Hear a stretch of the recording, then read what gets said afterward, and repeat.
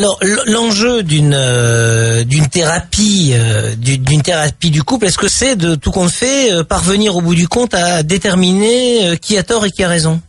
Non. Nous, en tout cas, dans le cadre des thérapies, on est là pour donner la parole à l'un et à l'autre. Alors parfois, il y a certaines personnes qui peuvent ressentir qu'on prend parti pour l'un ou pour prendre parti pour l'autre. Mais l'objectif n'est pas de dire vous avez raison, vous avez tort. Mais c'est plus une réflexion commune sur la situation. Est-ce qu'on peut imaginer qu'un couple, c'est comme quelque chose de codé en fait, et quand ça va pas, c'est parce que les deux, ou l'un ou l'autre, ont perdu les codes justement. Oui, c'est tout à fait ça. C'est-à-dire que les codes sont plus faciles à trouver au début de la relation, quand les difficultés sont moindres, même si parfois, moi j'ai rencontré des couples qui venaient au début de leur relation. Et ensuite, il y a des événements, des bouleversements, des changements de route pour l'un et pour l'autre qui font que les codes, oui, j'aime bien ce mot, peuvent être perdus ou en tout cas incomplets. La thérapie, ou plutôt le thérapeute, à l'occasion d'un rendez-vous, va essayer d'exprimer par l'un et par l'autre les raisons de son insatisfaction par rapport à la relation ou par rapport à l'autre. Lui, il me plaît pas parce que c'est comme ça, ou c'est par rapport à un problème. Est-ce qu'on essaye de trouver la solution au problème, tout compte fait, mais le problème n'est pas forcément l'autre. Mais tout à fait. Et d'ailleurs, on est très vigilant à ce que la thérapie ne devienne pas une occasion d'enfoncer l'autre et de régler des comptes. Voilà. Oui. Venir se disputer en thérapie en disant l'autre m'a fait ci, l'autre n'a fait ça, ne les aide absolument pas. Ça sert vraiment à rien. Une des premières règles, c'est de parler en jeu. Expliquez-moi un peu comment ça se déroule, la thérapie de couple, quand on arrive chez vous. Alors, le premier entretien est privilégié. C'est un moment où on donne une arme à chacun, non? Ah non. Ah non, bon, d'accord. Enfin si, j'ai envie de dire la meilleure arme qu'on ait, c'est la parole. Et ça, c'est une arme importante. C'est le meilleur outil de défense. Et en général, comment ça commence? Chacun se plaint de l'autre, en fait. C'est un peu le mur des lamentations chez vous, non? En fait, effectivement, on va démarrer la première séance en essayant de voir un petit peu qu'est-ce qui les a amenés ici en couple chez un thérapeute. Non, mais moi j'imagine quand ils arrivent, lui il rentre tard le soir, il respecte rien, le mari va répondre bah attendez, vous n'avez jamais vécu avec elle, elle est absolument insupportable. Hein. Ça commence rarement comme ça, j'ai envie de dire. Ça commence rarement comme ça. Rarement comme ça. Bon, ça va alors. Souvent il y a quand même un petit stress de venir chez un thérapeute. Et donc nous, on est là aussi pour dire chacun va s'exprimer. Et la première rencontre, c'est l'idée de qu'est-ce qui fait difficulté dans votre couple, qu'est-ce qui vous amène aujourd'hui.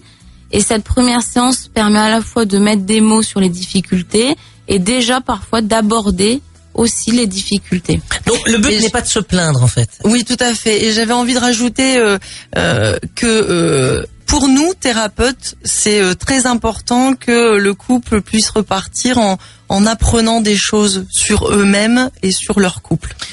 La plus belle chose, à mon avis, qu'un couple puisse avoir envie de vous dire, c'est bah écoutez, on vient ici parce qu'on a l'impression d'être à un point ultime, un point de non-retour quelque part, et que l'on a envie de trouver une solution pour arranger la situation. Ça, c'est déjà un effort, non ? Oui, c'est déjà un effort, mais il faut aussi être vigilant parce que ça, c'est mettre un enjeu sur la thérapie et sur le couple. C'est-à-dire, c'est ma dernière idée. Après ça, si ça marche pas, eh ben notre couple est fichu. C'est pas vrai, ça, justement ? Oui et non. Ça dépend. La thérapie peut très bien, à un moment donné, ne pas apporter la réponse au couple dans l'immédiat. Et puis, 2 ans, 3 ans, 4 ans après, le couple retrouve des ressources en lui-même. Parce que finalement, c'est le couple qui arrive à s'en sortir. C'est pas nous qui les faisons sortir de là. Ils arrivent à s'en sortir avec notre soutien, avec notre aide. Mais c'est eux.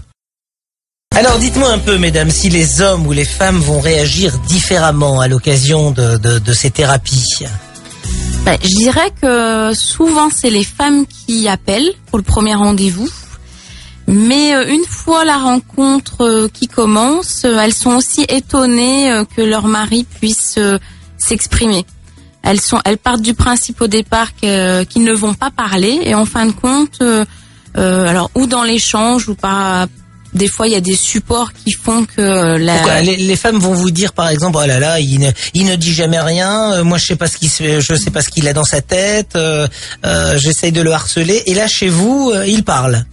Ça va mieux, je dirais. Je pense que le fait que ce soit avec un tiers, le fait aussi de réguler les conversations, les échanges, font que chacun a son temps de parole. Après, pour compléter ce que Laetitia disait par rapport à ça, justement, c'est qu'effectivement, il n'y a pas que la parole qu'on utilise en thérapie, et on a aussi d'autres supports qui peuvent permettre, il y a le non-verbal en fait qui est très important, et donc les supports que l'on utilise vont justement aider avec le non-verbal Par de exemple, dire des choses. Quel type de support? Alors un exemple, on peut demander à un couple de faire une sculpture. Donc la sculpture en s'utilisant soi-même, et on va leur demander dans cette sculpture quelle est la relation dans votre couple aujourd'hui, quelle était cette relation par le passé. Donc ils vont sculpter cette relation, et rien qu'en visualisant la sculpture, déjà il y a des choses qui parlent. L'idée, c'est aussi de travailler sur l'émotionnel. Comme on disait tout à l'heure, parfois il y a des couples qui sont très à l'aise avec le verbal, d'autres moins. Et parfois, qu'est-ce qu'on ressent, on l'oublie aussi. Mais est-ce que l'homme parle peut-être plus facilement avec vous, peut-être parce qu'il a compris aussi que vous n'étiez pas là pour juger? Tout à fait. Je pense que ça, c'est important, la relation de confiance. Oui, tout à fait. Et puis, les gens qui viennent aussi parce qu'ils ont envie de parler. J'ai envie de dire, un monsieur qui a absolument pas envie de parler va pas accepter de venir au rendez-vous. Et c'est vrai que je pense que le climat qu'on instaure, et ça c'est vraiment fondamental dans notre travail, le climat de confiance, de savoir aussi faire taire quelqu'un qui va prendre un peu du temps de parole de l'autre. Merci mesdames, Géraldine Lambert, Laetitia Rollet et Laurie Longuepée. On était ravis de vous recevoir. Grâce à vous, nous les hommes mariés nous sentons mieux. Vous voyez, on a eu l'impression de faire notre thérapie ce matin. C'est très bien, chérie. Voilà. Merci à vous de nous avoir suivis. On va laisser les coordonnées de nos 3 thérapeutes sur le site Radio RDL, rdlradio.fr. Vous retrouverez les numéros de téléphone et les adresses mail dans la rubrique Entre nous sur notre site internet.